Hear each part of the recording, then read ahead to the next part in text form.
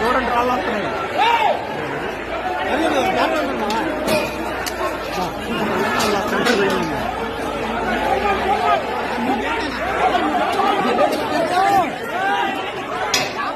భాష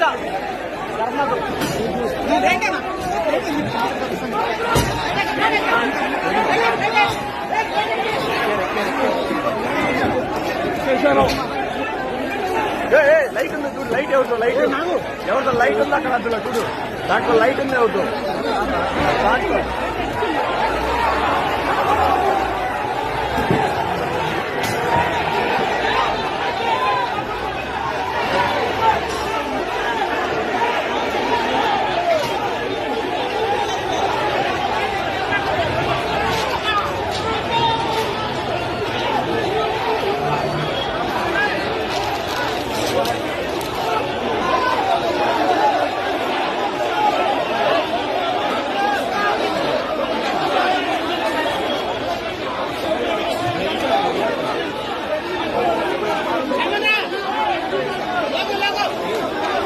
నమస్కారం. ఈరోజు నిజంగా చెప్పాలంటే ఈ రాజకీయాలు ఇంతలా దిగజారిపోతున్నాయా? రాజకీయ నాయకుడు పదవుల గురించి, లేకపోతే వాళ్ళ నాయకుడు తాలూకా ప్రోత్సాహం గురించో, లేకపోతే వాళ్ళ నాయకుడు తాలూకా మన్నల్ని పొందడానికి వైఎస్ఆర్సీపీ నాయకులు ఇంతలా దిగజారుతున్నారా? నిజంగా చాలా బాధ అనిపించే సన్నివేశం. ఎందుకంటే ఒక మంత్రి చేసిన వ్యక్తి, రాజకీయంగా చాలా పదవులు చేసిన వ్యక్తి, చాలా సీనియర్ మోస్ట్ నాయకుడు, వైఎస్ఆర్సీపీ నాయకుడు అంబటి రాంబాబు. నేను ఇంతకు ముందు అంబటి రాంబాబు గారు అనేదాన్ని, కానీ గారు అన్న పదానికి అర్హత లేని వ్యక్తి అంబటి రాంబాబు. అంబటి రాంబాబు ఈ రోజు ఒక చంద్రబాబు నాయుడు గారి గురించి మాట్లాడిన భాష, నేను ఒకటే సూటిగా అడుగుతున్నా, నీ భార్యకి గాని నీ తల్లి గారికి గాని ఒక్కసారి నువ్వు మాట్లాడిన భాష ఏదైతే ఉందో ఒక్కసారి చూపించి, నేను మాట్లాడింది కరెక్టేనా అని మీ తల్లిని అడగండి, లేకపోతే మీ భార్యని అడగండి, లేకపోతే నీకు కూతురుంటే మీ కూతురుని అడగండి, అది కరెక్టే అని వాళ్ళు ఎవరైనా నోటుని చెప్తారేమో ఒక్కసారి ఆలోచించండి. అంటే మీరు మాట్లాడే భాష నీ కుటుంబ సభ్యులు కూడా యాక్సెప్ట్ చేయలేని విధంగా ఉండేటప్పుడు, దట్టు నీ వయసు కన్నా పెద్ద వ్యక్తి, ఒక ముఖ్యమంత్రి స్థాయి వ్యక్తి, అటువంటి వ్యక్తి గురించి చాలా నీచంగా విద్వేషపూరితమైన మాటలు మాట్లాడుతూ ఒక పక్క విధ్వంసాన్ని సృష్టించడానికి ప్రోత్సహిస్తూ లా అండ్ ఆర్డర్ని ఎలాగైనా భగ్నం చేయాలనే ఉద్దేశంతో నువ్వు పన్నాగం చూస్తా ఉంటే నిజంగా మిమ్మల్ని ఏ జాతిలోకి పరిగణలోకి తీసుకోవాలో కూడా మాకు అర్థం కాదు. ఒక చెప్పాలంటే నీలాంటి గురించి మాట్లాడాలంటే కూడా సిగ్గు అనిపిస్తాను. ఎందుకంటే ఈ రోజు పోలీసులు నిన్ను అడ్డుకుంటే అసలు విషయం ఏం జరిగిందో కూడా ప్రజలందరికీ కూడా తెలియాలి. ఒక ఫ్లెక్సీలు తొలగించే విషయంలో మీరు వస్తాను అంటే డిపార్ట్మెంట్ నుంచి చాలా క్లియర్ గా ఇన్స్ట్రక్షన్ వచ్చింది. మీరు అదే పని మీద కనుక అక్కడ వస్తే ఇబ్బంది పడతారు, మీరు అక్కడికి రాకూడదు అంటే మీరే స్వయంగా అంబటి రాంబాబే స్వయంగా పోలీసులకి నేను గుడికి వస్తాను, గుడి దగ్గర నుంచి బయట ప్రెస్ మీట్ మాట్లాడుకుని వెళ్ళిపోతాను, దానికి మాత్రమే డిపార్ట్మెంట్ పర్మిషన్ ఇచ్చింది.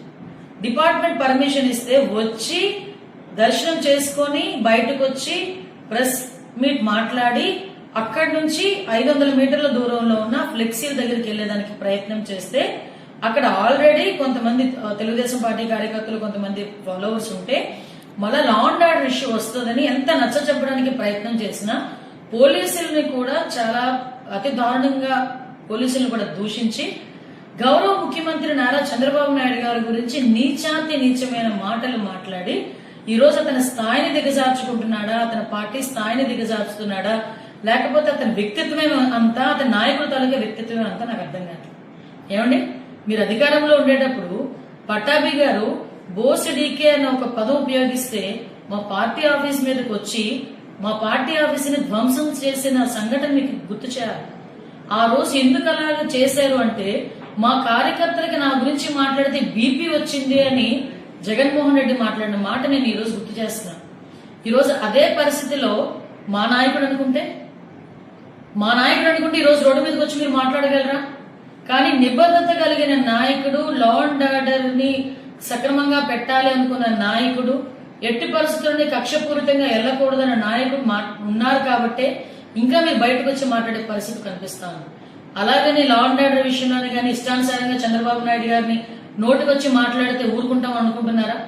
కంపల్సరీగా తగిన చర్యలు ఉంటాయి, కంపల్సరీగా కేసు బుక్ చేస్తాం. మీకు ఒకటే చెప్తున్నా, ఈ రోజు చంద్రబాబు నాయుడు గారిని ఒక మాట అంటే నేను చంద్రబాబు నాయుడు గారిని అనేసాను నువ్వు అనుకుంటున్నావేమో, కానీ గౌరవ ముఖ్యమంత్రి గారిని ఒక మాట అంటే రాష్ట్ర ప్రజలను ఒక మాట అన్నట్టే. మళ్ళీ గుర్తు చేస్తున్న అంబటి రాంబాబు, జగన్మోహన్ రెడ్డి, చంద్రబాబు నాయుడు గారు లాంటి ఒక మంచి వ్యక్తిని, ముఖ్యమంత్రి స్థాయి వ్యక్తిని నువ్వు అధికారంలో ఉన్నప్పుడు, మేము ప్రతిపక్షంలో ఉన్నప్పుడు 53 రోజులకి జైల్లో పెట్టినందుకే 151 సీట్లు కాస్త 11 సీట్లకి దిగజారాయి. ఆ విషయం మర్చిపోకు. మళ్ళీ తిరిగి అటువంటి ఆ మంచి వ్యక్తిని ఈరోజు మళ్ళీ టచ్ చేస్తున్నాం. ఈ రోజు నువ్వు ఎన్ని మాట్లాడినా, ఎన్ని బూతులు మాట్లాడినా ఆ మహానుభావుడు కుప్పం నియోజకవర్గంలో, తన సొంత నియోజకవర్గంలో సుమారుగా పిల్లలందరికీ కూడా 5,000 సైకిళ్లు ఇచ్చి కుర్రోడ్ల సైకిల్ మీద హ్యాపీగా తొక్కుకుంటూ వాళ్ళతో పాటు ఉత్సాహాన్ని ముందుకెళ్తున్నారు. అది నాయకుడు అంటే. అలాంటిది ఈ రోజు అంబటి రాంబాబు తాలూకా మాట తీరు గాని, నేను ఎందుకంటే ఇంకొక విషయం కూడా ప్రజలకు చెప్పాలి. ఈ రోజు కల్తీ నెయ్యి విషయంలో రాష్ట్ర ప్రజలందరూ కూడా వైఎస్ఆర్సీపీ మొహాన్ని ఉమ్మేస్తున్నారు. దయచేసి క్షమించాలి నేను ఈ పదం ఉపయోగిస్తున్నానంటే. ఎందుకు ఇంత పెద్ద పదం ఉపయోగించానంటే, కల్తీ నెయ్యి వెంకటేశ్వర స్వామి ప్రసాదంలో కల్తీ నెయ్యి కూడా కాదు, అది నెయ్యి లేకుండానే కల్తీ చేసి అందులోని రసాయన పదార్థాలను కూడా యాడ్ చేసి అటువంటి వాటితో లడ్డు ప్రసాదం తయారు చేసి కొన్ని వందల కోట్లు, 250 కోట్ల పైన స్కామ్ చేశారంటే, అలాంటి విషయం మీద ప్రజలందరూ కూడా ఈరోజు చర్చించుకుంటున్నారు, వైఎస్ఆర్సీపీని అసహించుకుంటున్నారని ఈరోజు డైవర్షన్ పాలిటిక్స్ చేయడానికి ఈరోజు అంబటి రాంబాబు బయటకు వచ్చి ఏమీ లేకుండానే పెద్ద సీన్ క్రియేట్ చేసి కావాలని గౌరవ ముఖ్యమంత్రి గారిని అన్ని అసభ్య పదజాలంతో మాట్లాడాడు. అఫ్ కోర్స్ నువ్వు అనుకుంటుండొచ్చు నేను డైవర్ట్ చేస్తున్నానని అనుకోవచ్చు, కానీ ప్రజలకు ఎప్పుడో రిజిస్టర్ అయిపోయింది విషయం. ఈ రోజు నీ సంగతి రిజిస్టర్ అవ్వాలి. నువ్వు ఎలాంటోడివి, నీ నాయకుడు ఎలాంటోడు అన్న సంగతి కూడా ఎప్పుడో రిజిస్టర్ అయిపోయింది. ఎందుకంటే మీ భాగోతాలన్నీ మీరు అధికారంలో ఉన్నప్పుడే చూశారు ప్రజలందరూ కూడా. మళ్ళీ చెప్తున్నా అంబటి రాంబాబు, నోటికి వచ్చినట్టు మాట్లాడతాను.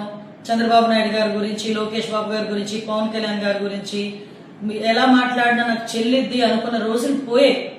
నువ్వు ప్రజలకి సమాధానం చెప్పాలి, మా పార్టీ కార్యకర్తలకి క్షమాపణ చెప్పాలి. లా అండ్ ఆర్డర్ ఇష్యూస్ ఎవరైనా బ్రేక్ చేసినా కూడా ఎవరిని కూడా ఉపేక్షించే పరిస్థితి అయితే లేదు. ఈరోజు ప్రజా సంక్షేమం, అభివృద్ధి మాకెంత ముఖ్యమో ప్రజా రక్షణ కూడా మాకెంతే ముఖ్యం, ప్రజా భద్రత కూడా మాకెంతే ముఖ్యం. ఈ ప్రజా భద్రతకి, ప్రజా రక్షణకి విఘాతం కలిగించడానికి ఎవరు ప్రయత్నం చేసినా, అలాంటి విషయాలు రెచ్చగొట్టే ధోరణిలో ఎవరు మాట్లాడినా డెఫినెట్ గా వాళ్ళ మీద చర్యలు ఉంటాయి. ఈ విషయంలోని కొంచెం జాగ్రత్త వహించాల్సిందిగా మాత్రం హెచ్చరిస్తున్నాం.